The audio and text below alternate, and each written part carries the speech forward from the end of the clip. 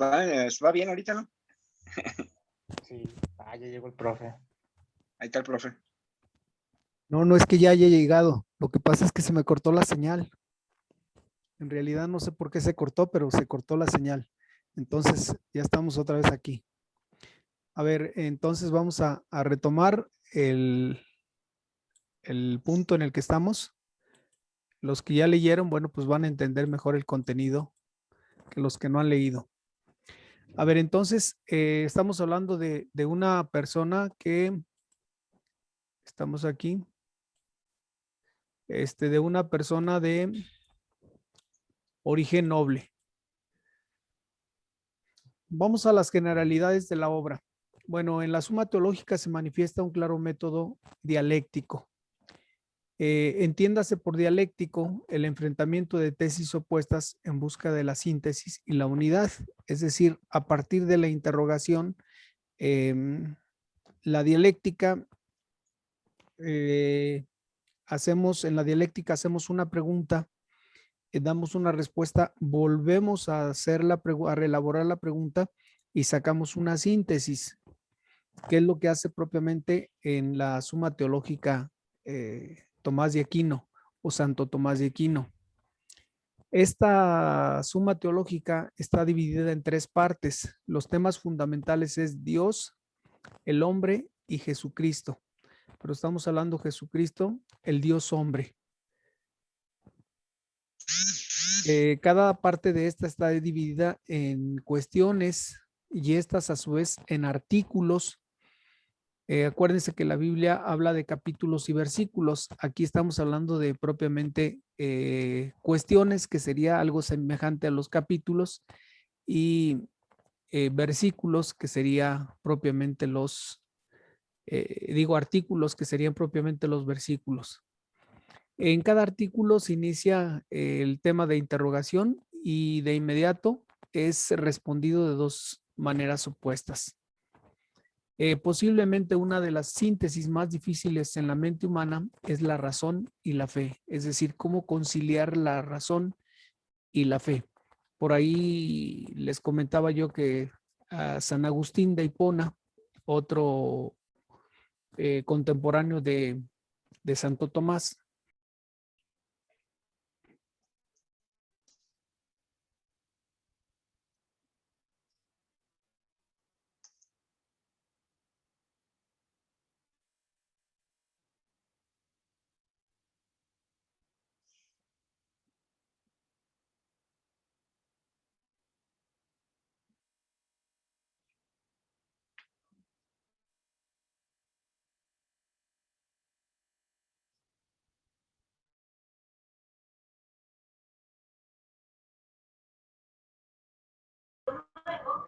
¿Otra vez? Sí, otra vez ya está. Ya acabaste del garrafón. No te llevaste los garrafones. a ver, vamos a compartir pantalla otra vez. ¿Le anda fallando el internet, profe? Demasiado. Pues ya esta es la segunda vez que se corta. A ver, ¿ya se logra ver? Sí, ya. Bueno. Sí, profe. Sí, ya, Entonces, profe. posiblemente una de las síntesis más difíciles es la mente humana, lo que decíamos, unir lo que es la fe y la razón. Les decía que San Agustín tiene una frase que dice que donde ya no alcanza la razón entra la fe. Es decir, cómo compaginar la fe y la razón. Acuérdense que en el gobierno, el Estado dice que la educación es laica, es decir, que no se mete en cuestiones de religión o en cuestiones de fe, porque la enseñanza es laica, es decir, es meramente racional. Sin embargo, al ser humano no podemos partirlo por mitad y decir esta es la parte racional y esta es la parte de fe, porque a fin de cuentas somos una unidad, que es lo que Santo Tomás nos va a explicar más tarde. O sea, es muy difícil no separar la razón y la fe, sino lo más difícil es unir la fe. ¿Hasta dónde es razón? ¿Hasta dónde alcanza la razón? ¿Y dónde entra la fe? Los que somos un poquito más grandes, bueno, pues quizá hombres creyentes, pues tenemos no esa dificultad de decir esto corresponde a la creencia y esto a la razón. De esta manera, él logra unificar la aportación de Platón y Aristóteles con los datos de la revelación sobrenatural, lo cual va a dar origen a una de las más serias formulaciones de la teología cristiana, es decir, unificar la fe y la razón, que para nosotros quizá no nos dice nada, pero para la época de él, pues sí va a decir mucho. Las respuestas que Tomás de Aquino da a estas preguntas se basan en los principios de derecho y la justicia y se oponen a las respuestas que derivan del postulado de que el poder hace el derecho. El poder hace el derecho, no. El poder tiene el poder porque el pueblo lo otorga. Por ejemplo, nosotros como padres tenemos ciertos derechos sobre los hijos, pero es porque los mismos hijos nos otorgan esos poderes. Por eso es conveniente hacer una separación entre lo que es la paternidad y lo que es la amistad con los hijos. Por ahí muchos dicen, bueno, voy a ser amigo de mi papá o quiero que mi papá sea mi amigo. Momento, no podemos ser amigos. Los papás y los hijos no podemos ser amigos. ¿Y si saben por qué?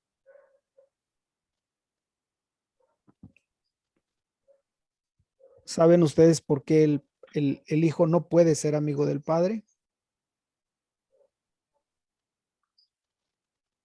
No, ¿por qué? No, profe. ¿No? Porque un amigo está cuando puede y cuando quiere. Es decir, un amigo estará con usted cuando puede y cuando quiere. Y usted no lo puede obligar. A diferencia de un padre siempre estará con su hijo cuando su hijo lo necesite. Esa es la grande diferencia.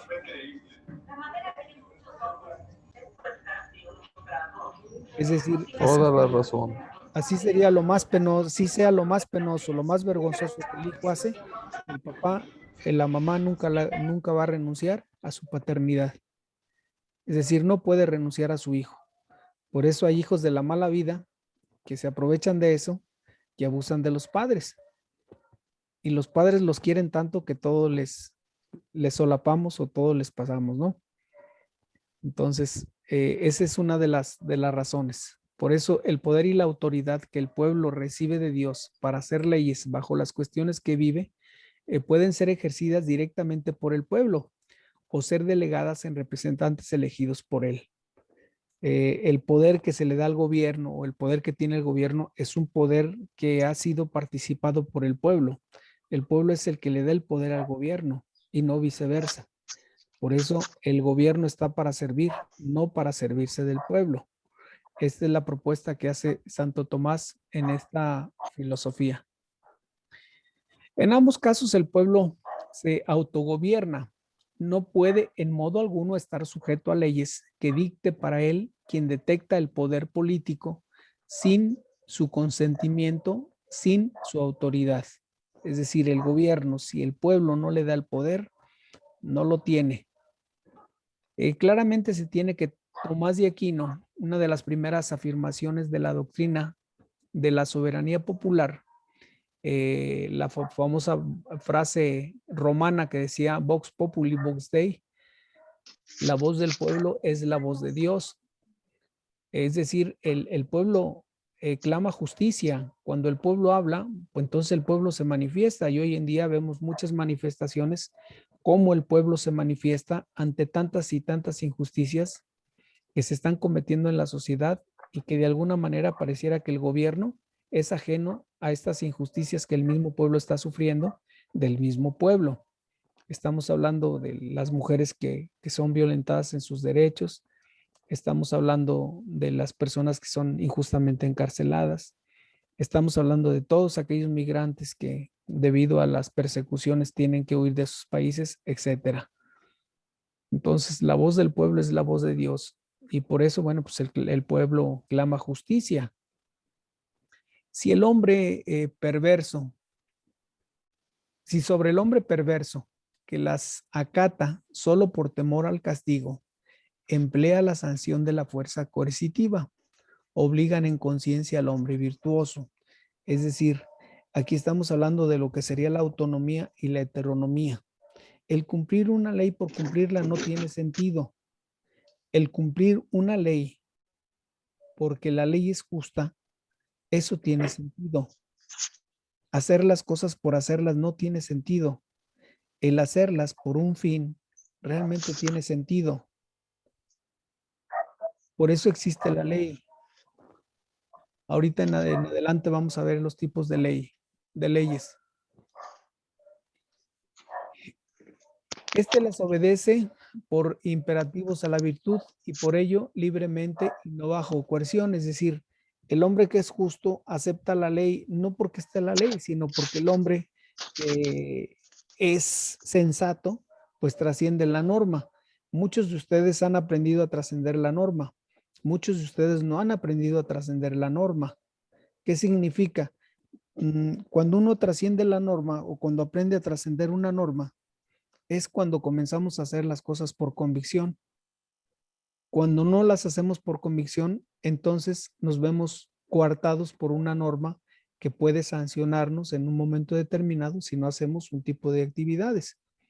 Y ahí estaríamos hablando todavía pues de una falta de conciencia del sujeto. Aquí viene la suma teológica sobre el tratado de la ley. Vamos con la primera. ¿Quién nos ayuda, por favor? A ver, por aquí los que están ocultos. Vamos a hacer los que nos ayuden. A ver, Genaro, Rafael, ayúdenos, por favor.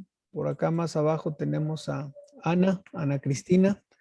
A ver, ayúdenos, Ana, a leer, por favor, el primer párrafo. Sí, maestro.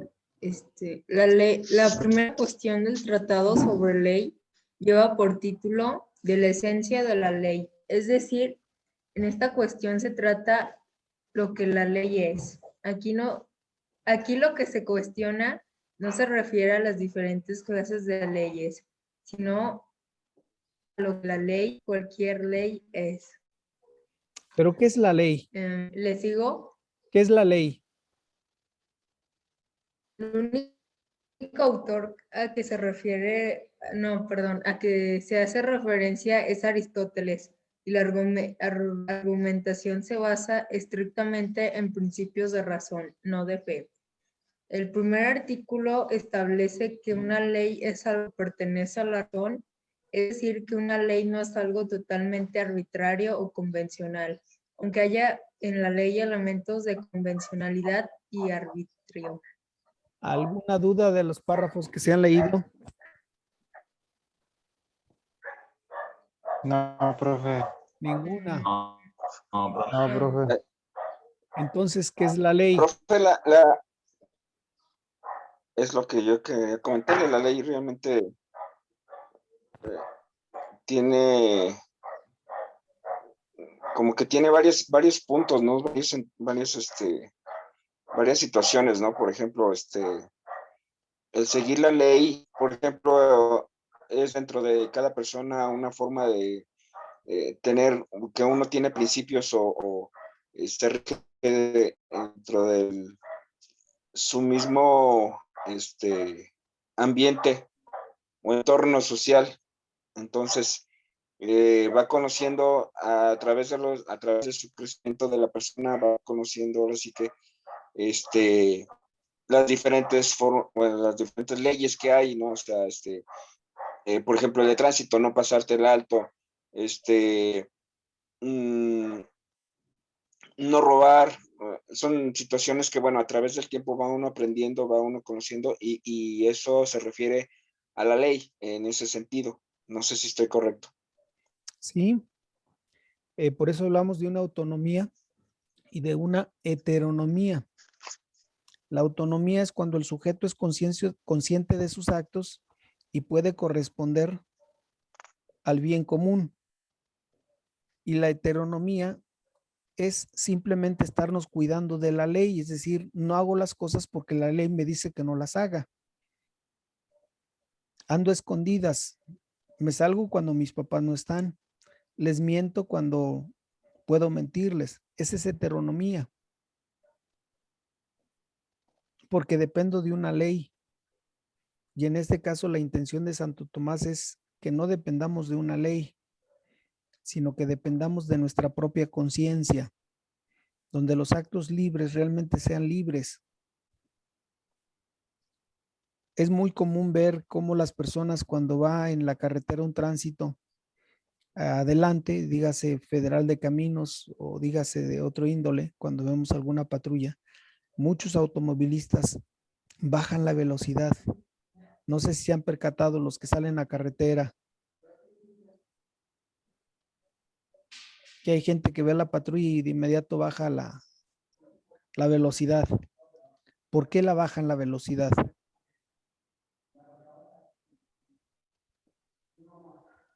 Porque están infringiendo la ley, si por exceso de velocidad los pueden detener. Pero si la vía dice que 90 kilómetros es permitido viajar a 90 kilómetros por hora y el tránsito va a 50 o a 40 y aún así la gente se frena, ¿dónde se estaría infringiendo la ley?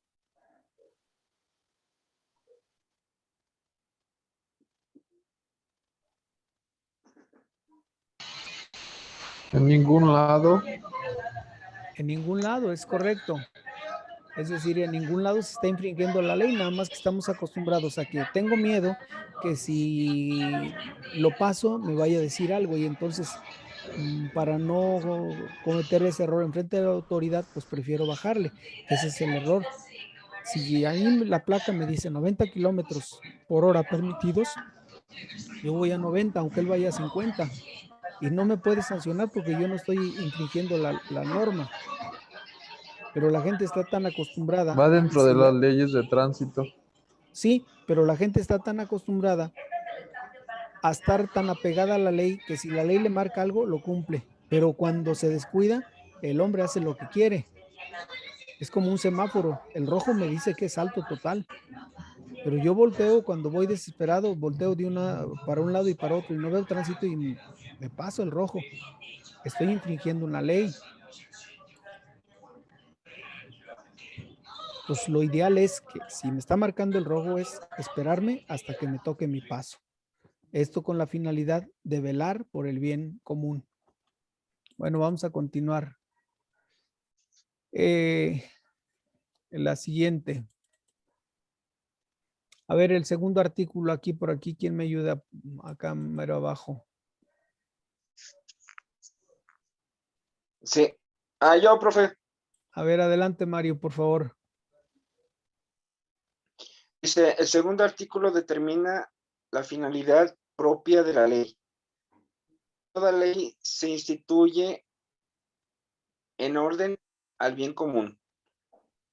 Consecuentemente, un decreto que bajo ciertos respectos puede aparecer como si fuese ley, pero no está ordenado al bien común, no es verdaderamente una ley. Es decir, una Tomás ley considera... A ver, nada más esta parte. No, Toda no, ley no, que no. no está ordenada al bien común no debe ser considerada ley. O sea, la ley tiene que velar por el bien de la comunidad, no por el bien de un sujeto. Esto es lo que Santo Tomás propone. La ley que vela por todos es una buena ley. La ley que vela por las necesidades de uno, esa no puede ser una buena ley. A ver, el siguiente párrafo, Mario, por favor. Dice, Tomás considera que el tercer artículo, el promedio de quien tiene la autoridad para elaborar una ley. La ley propiamente dicha es primero y principal lugar, se ordena al bien común. Ahora bien, ordena una cosa al bien toca o a la comunidad o a las veces de esta. Por tanto, legislar permanece a la comunidad o a la persona pública que tiene el cuidado de la comunidad. Bueno, la autoridad pertenece al que representa la comunidad, pero ese poder no lo tendría si la comunidad no se lo otorga. Y por último, bueno, finalmente el cuarto artículo señala, Tomás, que una ley no solo debe estar adecuadamente elaborada, sino que debe además ser promulgada, lo que significa que debe darse a conocer a los hombres a quienes se les va a aplicar. Una ley que no es conocida por el pueblo no está obligada a cumplirla.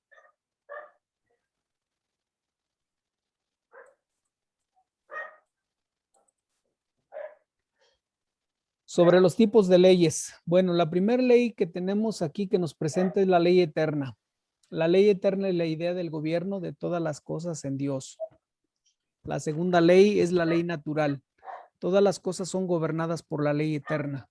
La ley natural es la más importante de la ley es la ley eterna de todas las cosas, en cuanto que es la impresión de esa ley que ésta tiene tendencia a sus propios aspectos y finalidades. Es decir, la ley eterna, bueno, pues es la que compete a todo ser humano, creyente o no creyente, porque algún día, bueno, pues nos vamos a morir. La ley humana, llamada a veces ley positiva, la ley humana es necesaria puesto que los preceptos de la ley natural, como de principios generales e indemostrables, la razón práctica necesita llegar a obtener soluciones más concretas. Estas disposiciones particulares de la razón práctica reciben el nombre de leyes humanas cuando cumplen todas las demás condiciones que pertenecen a la ley, a la naturaleza de la ley. Es decir, antes que una ley, antes que una ley civil, tenemos una ley positiva, y la ley positiva no es otra cosa más que la ley de la misma naturaleza. Si yo me presiono una extremidad de mi cuerpo, es muy posible que si no me quito ese torniquete, se me gangrene la mano. Esto es parte de una ley natural. Parte de una ley natural. Todo ser que se gesta tiene derecho a vivir. Pero ahorita, bueno, pues podríamos entrar en debate que si las mujeres tienen derecho a tener hijos o no tener hijos, ¿no? Pero Santo Tomás dice, bueno, todo ser que se gesta tiene derecho a vivir. Lo que se gesta no decidió gestarse. Fue voluntad de los sujetos o fue involuntariamente de los sujetos, pero fue causada por sujetos racionales. Y por último, tenemos la ley divina, llamada a sí misma ley positiva divina, para distinguirla de la ley eterna. La integran los preceptos directos o positivos de Dios, como los 10 mandamientos. Se divide, sin embargo, en dos clases, en la antigua ley o en la nueva ley, que sería el Antiguo Testamento y el Nuevo Testamento. La ley natural no está escrita. Siendo esto así, ¿cómo puede entonces ser promulgada por la definición? O sea, una ley natural no puede ser promulgada porque es parte de la naturaleza. Nosotros tenemos derecho a vivir, tenemos derecho a alimentarnos, tenemos derecho a respirar, y esto es un derecho de la ley natural. Es decir, esto no puede estar promulgado porque está inserto, pues, porque está inmerso en nosotros mismos. La ley natural se encuentra implícita dentro de la ley positiva. Sin embargo, cada hombre en particular puede no reconocer fácilmente el hecho de esta implicación en su deseo y necesidad de vivir en sociedad. La ley positiva divina, consecuentemente, quita toda duda al respecto. Hay una ley divina. Esa ley divina, pues no nos toca cuestionarla a nosotros, porque pues, es ley de Dios, porque esa ley de Dios se ve manifiesta en las mismas leyes de la naturaleza. La naturaleza tiene un proceso y nosotros podemos alterarlo, pero no podemos nosotros modificarlo. Eso es lo que se refiere propiamente con esta ley natural. ¿Dudas?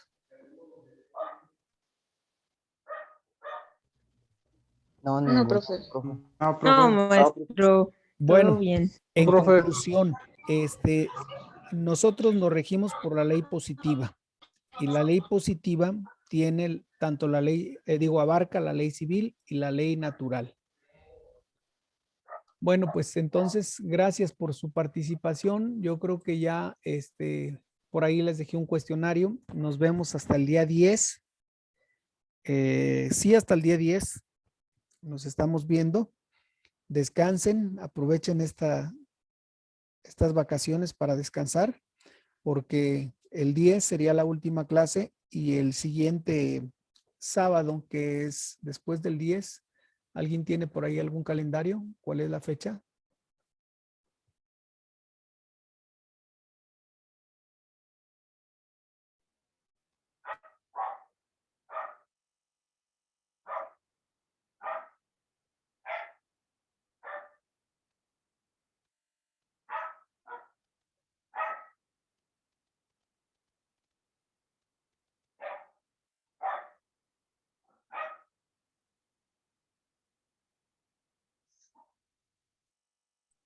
A ver, bueno, pasen bonita tarde, disfruten a su familia y descansen. Igualmente, Igualmente, profe. profe. Buen fin de Igualmente, semana. Igualmente, gracias. profe.